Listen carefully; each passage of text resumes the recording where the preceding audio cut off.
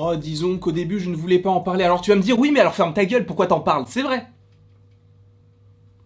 C'est vrai. Bah j'y vais.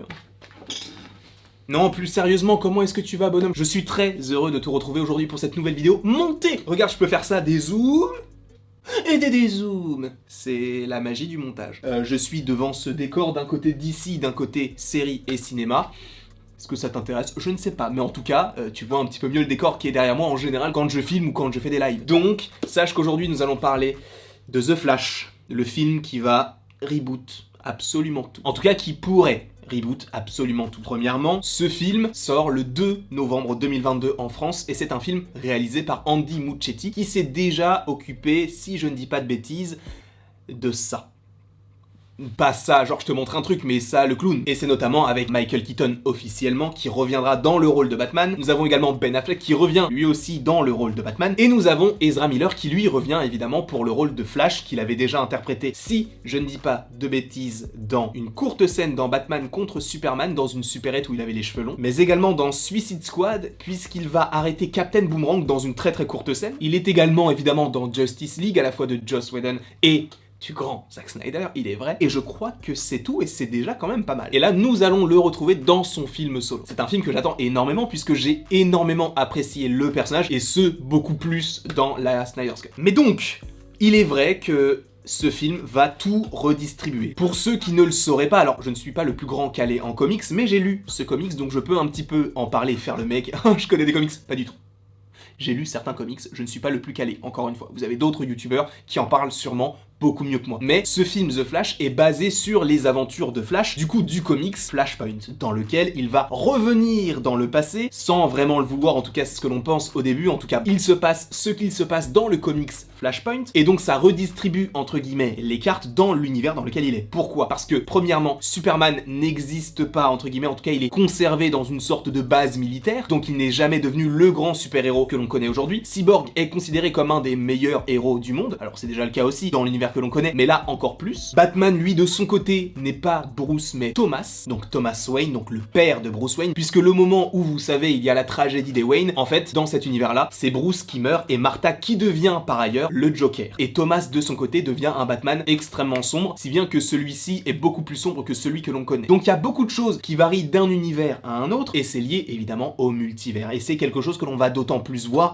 dans le film The Flash. Pourquoi? Parce que nous savons déjà qu'il y a Supergirl, puisqu'elle est déjà dans le trailer, en tout cas dans le premier teaser que l'on a vu de The Flash qui est sorti lors du DC Fandom, que l'on avait déjà analysé, etc. Mais par ailleurs, on a également, comme je vous l'ai dit tout à l'heure, Batman qui est sous les traits de Michael Keaton, donc un personnage qu'on n'a pas vu depuis je ne sais pas combien d'années. Sachant qu'aujourd'hui, dans l'univers DC, nous avons déjà Robert Pattinson qui interprète Batman, mais également Ben Affleck. Et pour Ben Affleck, j'en avais déjà parlé dans une vidéo que j'ai sortie, si je ne dis pas de bêtises, vendredi après-midi, et où on revenait sur ses dires, sachant qu'on va parler un petit peu de Grace Randolph, qu'il ne faut absolument pas croire. Alors, nuançons, il ne faut pas croire ce qu'elle dit en général parce que déjà elle se la pète énormément et je n'aime pas du tout ce genre de personne, mais en plus de ça elle dit n'importe quoi, réellement. Cependant il est vrai, et ça je ne peux pas lui enlever, que ce qu'elle a dit, ça peut paraître crédible. Donc nous allons y revenir dans cette vidéo précisément. Cependant, il est vrai que la vidéo que je vous ai faite il y a de cela quelques jours mentionnait Ben Affleck qui ne reviendrait possiblement plus après le film The Flash. Pourquoi? Puisqu'il a tout simplement évoqué son interprétation dans le rôle en disant que c'était une belle fin pour son personnage. Je suis désolé, mais quand tu dis ça, c'est que tu reviendras pas. Évidemment que tout est possible aujourd'hui dans le cinéma super-héroïque ou autre avec le multivers, mais vraisemblablement, tu sens qu'il va pas revenir. Parce que de toute façon, j'en avais déjà parlé, mais Michael Keaton lui va revenir pour The Flash, mais également possiblement pour Batgirl. Le pauvre Ben Affleck.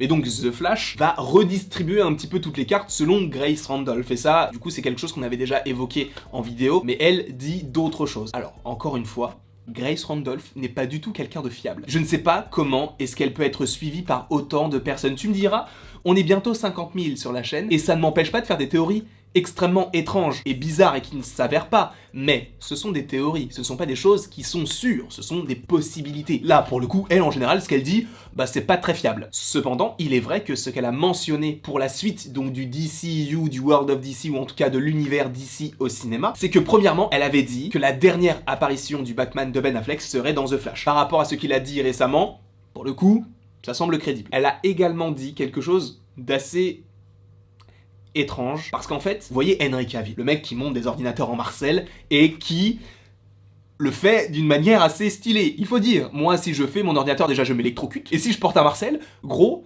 j'ai pas de classe en Marcel. Qui a de la classe en Marcel à part Henry Cavill? Personne. Mais en tout cas, lui n'a pas joué le personnage depuis la Justice League, donc depuis 2017. Ça fait bientôt 5 ans qu'on n'a pas vu Henry Cavill en Superman. Tu vas me dire, oui, mais dans Shazam, il y a Superman. Mais ce n'est pas Henry Cavill. Mais du coup, l'idée, selon Grace Randolph, serait de redistribuer tout ça et de faire en sorte que Supergirl remplace Superman. Sachant que Supergirl est officiellement dans le film The Flash, puisqu'on avait déjà son symbole, le logo, mais en plus de ça, elle est dans le trailer. Donc déjà, c'est peut-être un petit peu triste pour les fans du Snyderverse, mais bon, encore une fois, à prendre avec des pincettes. Et l'idée serait de faire une nouvelle équipe de la Justice League. Puisque du coup, si tu dis que Ben Affleck ne reviendra plus, et que tu dis que Supergirl va remplacer le Superman d'Henry Cavill, bah du coup, ça veut dire qu'on a ni Batman, ni Superman. Ce qui signifie que sachant qu'on a Supergirl qui sera donc dans le film The Flash et qu'on a un film Batgirl qui arrive, apparemment, du coup, les deux têtes d'affiche qui étaient donc Batman et Superman seront remplacées par Supergirl et Batgirl. Il y en a qui vont dire, ouais, attends, ils essaient de remplacer des mecs par des...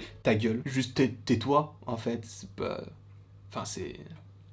Laisse-les tranquilles en fait, je sais pas. Que tu sois d'accord ou pas, et ça vaut pour toi comme pour moi, parce que moi ça ne me dérange absolument pas, au contraire je me dis, c'est bien parce que ça va montrer de nouveaux personnages. La manière est peut-être un petit peu mal choisi, il est vrai, par rapport au fait que Henry Cavill, on va peut-être plus le revoir d'un coup comme ça, et Batman va peut-être, je sais pas, perdre la vie ou j'en sais rien du tout. Tu ne pourrais pas réellement dire de façon crédible que ça te gêne que des personnages masculins soient remplacés par des personnages féminins, si du côté de Marvel, ça ne te gêne pas. Puisque tu as peut-être vu Hawkeye, apparemment Ant-Man serait possiblement pour la suite remplacé par sa fille, Thor pourrait laisser sa place à Jane Foster ou à Valkyrie, maintenant dans le MCU via le multivers il y a une Loki féminine, et pourtant tout ça, ça ne te choque pas, mais ça te choque du côté de DC. Moi ça ne me choque absolument pas, parce que je trouve que, en fait, je vois pas le problème. Je peux comprendre que cela gêne par rapport à la manière de faire, mais le fait que ces personnages-là soient remplacés par des personnages féminins, je ne vois pas le problème. Personnellement, je ne vois aucun problème à faire en sorte que Batgirl et Supergirl soient dans la Justice League et soient des personnages très importants chez DC. On a le droit de ne pas être d'accord, mais soyons respectueux les uns envers les autres. Mais donc,